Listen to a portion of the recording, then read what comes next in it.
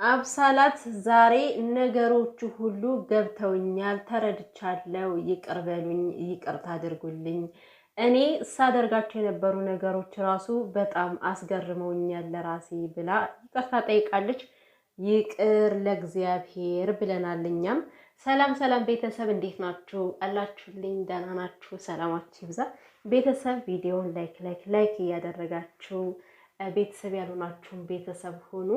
እንግዲህ አብሳላት ከሀይሚ ከቅመሟ ጋር ተገናኝታ ይቅርታ ጠይቃታለች ማለት ነው። ያው ብሩኬ ባዘዛት መሰረት እንግዲህ ሀይሚን ይቅርታ እንድትጠይቃት ተፈልጋል። ምንድን ነው ተንተባተብኩኝ እኮ ይሄ መንተባተብ ግን በእኔ ብቻ ነው እና ይቅርታ እንድትጠይቃት ተፈልጋለሁ ብሏት ነበረ በትናንትናው ቪዲዮ። ዛሬ እንግዲህ በሱ ቃል መሰረት መታ ይቅርታ ጠይቃታለች። አዎ የሰው ልጅ ያጠፋል።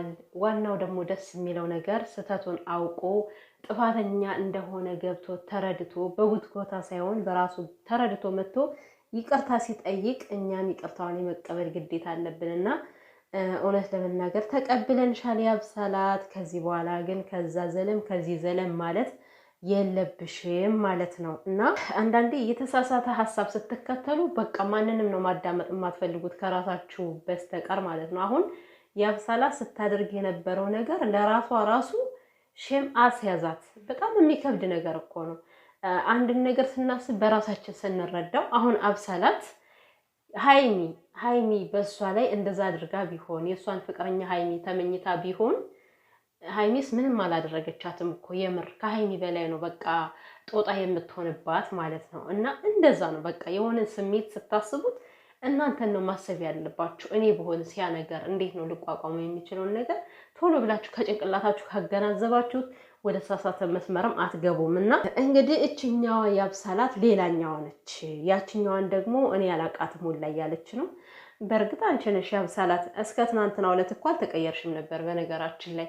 አሁን ራሱን የመቀየሯን እርግጠኛም አይደለሁም ሲጀመር። ምክንያቱም ይቅርታ ማለቷ በጣም ደስ ብሎኛል። አሪፍ ነው፣ ደስ ይላል። በቃ እንደ ማንኛውም ዘመዳሞች በርቁ ሀይ ትባበላላችሁ። እንደዚህ የሆነ ክሉዝ የሆነ ፍሬንድ ግን አስፈላጊ አይደለም። እና ግን ማለት ነው ቤተሰብ እኔ አሁን ከያብሳላት ነገር ማለት ያብሳላት ከምትናገራቸው ነገሮች መካከል አንዱ ችክ የምትልበት ነገር አልገባኝም። ምንድን ነው በዚህን ያክል ሙጥኝ ያለችው? ከነሱ ጋር ግዴታ የሆነ መቆራኘት አለብኝ ብላ ያሰበችበት ነገር ምንድን ነው? ማለት በቃ አንድ ሰው እውነት ከልቤ ይቅርታ አድርጌልሻለሁ፣ እንደ ማንኛውም አጥፍተሻል፣ ጥፋትሽን አውቀሽ ይቅርታ ስለጠየቅሽኝ ይቅርታ አድርጌልሻለሁ። ከዚህ በኋላ ግን የአንቺ ግንኙነት በፍጹም ከባድ አደጋ ስለሚያመጣብን መገናኘትም የለብንም፣ ጓደኛሞች ልንሆን አንችልም ብላ ሀይሚ በግልጽ አማርኛ ነገረቻት። ግን ያብሳላት በዛን ያክል ችክ ማለቷን ያለ እኔ እንዴ ታዲያ አሁን ሰው እኮ ክፉ ባያስብ አይገርመኝም። የምሬን ነው የምላችሁ። ማለት አነጋገሯ፣ ሁኔታዋ ምን አስባ ነው እንድትባል ያስብላታል ራሱ ይሆናል አይደል?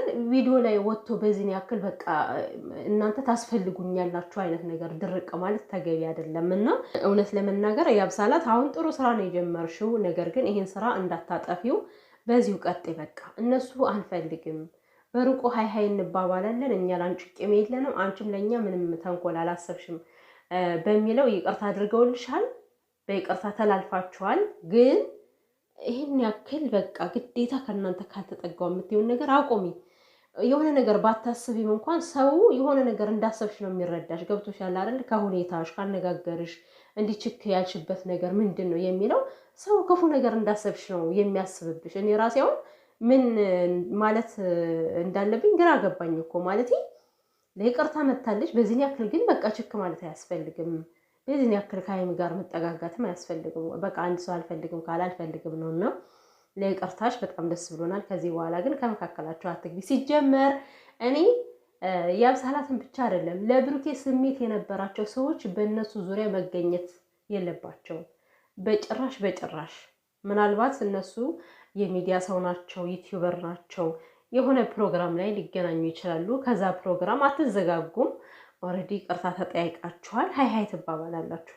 ከዛ ውጭ ግን ለሱ ስሜት የነበራችሁ ሰዎች በተለይ ምንም ቅርብ ጓደኝነት መሆን የማይጠበቅባችሁ ሰዎች ናችሁ እናንተ ማለት ነው። እና ሃይሚ በነገራችን ላይ የዋህ ናት እኮ ከምሬ ነው። እንግዲህ ማለት ታያላችሁ ብዙ ጊዜ አሁን የብሩኬ አፍቃሪንን ምናምን ብለው ሲመጡ ያን ያክል አትጋፋቸውም። እንደውም ቁጣዋ ኃይለኝነቷ ከብሩኬ ላይ ነው እንጂ ከሴቶች ላይ ያን ያክል አውጥታ የምትናገር ልጅ አይደለችም በእውነቱ። እና ግን አንዳንዴ ዝም ሲባሉ ደግሞ ሰዎች ይብስባቸዋል። የሆነ ያ ሰው ምንም ነገር የማያውቅ ይመስላቸዋል። ያን ሰው መጫን ይፈልጋሉ። ያብሰላታውን በሰዓቱ ይሄን ነበር ስትጠቀመው የነበረውና ግን ያን ሁሉ አልፎ ዛሬም ሃይሚና ብሩኬ ማነው ያብሰላትና ሃይሚ ከቤቱ አስገብታት በስነ ስርዓቱ ተረጋግታ እንደ ሴት ተረድታት እያወራቻት ነበረ ማለት ነው። እሷን በማውራቷ ነው እንግዲህ ሃይሚ ለአንድ ቀንም ሆነ ለሁለት ቀን ከዛች ክላሴ ላይ የተዘጋችው። ስለዚህ ሃይሚ ደግሞ እያሰበች ያለችው ከዚህ በኋላ ብንገናኝ መልሶ ከዛ ቤት ይዘጋኛል ነው። ከዚህ በኋላ እንደዚህ አይነት ነገር አይፈጠርም ሃይሚዬ። ብሩኬም ደግሞ ከዚህ በኋላ ወስደ ሃይሚን እዛ ቤት አታስቀምጣት። የምር ፍላጎቷ ካልሆነ የምሬን ነው አታስቀምጣት። አሁን በአሁን የወሰዳት ጊዜ በጣም ነው የደበራት፣ በጣም ነው የከፋት። ነገርም በሽሽት ልታሸንፈው ስለማትችል ብሩኬ ምንም ይፈጠር ምንም በህይወታችሁ ዙሩ የሃይሚና የብሩኬ ህይወት ፈተና አያጣውም። ግን ያ እዛ ወስዶ መዝጋቱ መፍትሄ አይደለም። ለነገሮች ቆም ብላችሁ ነገሩን የምትፈቱበትን ዘዴ መፈለግ እንጂ ማለት ነው። እና ከዚህ በኋላ ሃይሚዬ ደግሞ አትፍሪ፣ ከዛ ክላስ ውስጥ ይዘጋኛል ብለሽ እኔ እናት እንዴት ነው የተማረረችው! ግን ቤተሰብ በጣም ነው የተማረረችው። ዝም ብዬ ሳስባት ያቺ ክላስ ለመጀመሪያ ጊዜ ፍቅራቸውን መለሰች እንጂ አሁን ላይ ግን ሃይሚን በጣም ነው ያማረራትና እና ብሩኬን አግኝቼ አወራዋለሁ ይቅርታ እለዋለሁ እያለች ነበረ። በቃ ነገረች። ይቅርታ ብለሽዋል አንዴ ከሱም ጋር መገናኘት አያስፈልግም። አስደሰተችኝ እኮ ከዚህ ጋር ማለት ነው። የምር አስደሰተችኝ። በቃ ከሱ ጋር መገናኘት አይጠበቅብሽም አለቻት። በቃ እንደዚህ ነው እና ያብሰላት በቃ ይቅርታ ብለሻል አይደለ? እንደዚሁ እኛም ይቅርታሽን እንደተቀበልን ሌላ ጣጣ ሳታመጪ እንደዚሁ በሰላም በራስሽ ቻናል ነይ፣ አንቺ ከምትወጁ ሰው ጋር ነይ፣ እናበረታታሻለን። ፕራንክም ስሪ ምንም ስሪ እናበረታታለን። ችግር የለም። እነሱን ካልነካችሁ እኮ እኛ ምንም ችግር የለብንም። ችግሩ በቃ የሆነ ሰው ስትነኩ ብቻ ነው ከሰው ዘንድ የምትጠመዱትም ማለት ነው። እና ዩቲዩብ ከፍተውልሻል፣ እግዚአብሔር ይስጣቸው። ዩቲዩብሽን ስሪ፣ ከራስሽ ላይ ትኩረት አድርጊ ነው ማለት የምችለው። ከዛ ውጭ ያሰብሽው ሀሳብ ካለ መጥፎ ሀሳብ አስበሽ ከሆነ ፈጣሪ ያክሽፍብሽ። በእውነቱ አስፈላጊም አይደለም።